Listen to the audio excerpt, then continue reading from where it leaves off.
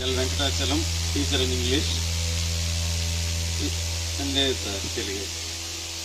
శీర్షిక పాలిథీన్ పగ.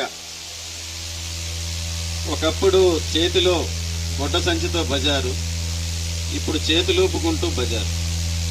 అందుకే ప్రతి వస్తువు పాలిథీన్తోనే హాజరు.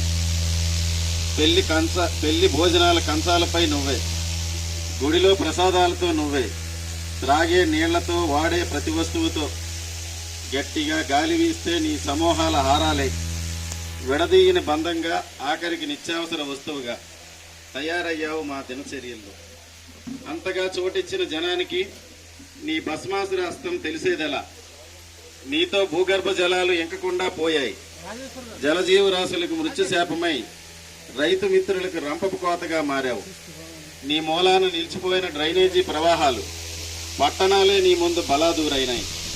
మూలన పడ్డాయి నారా, జౌలి, గుడ్డ సంచులు, చతికిలు పడ్డాయి కుటీర పరిశ్రమలు.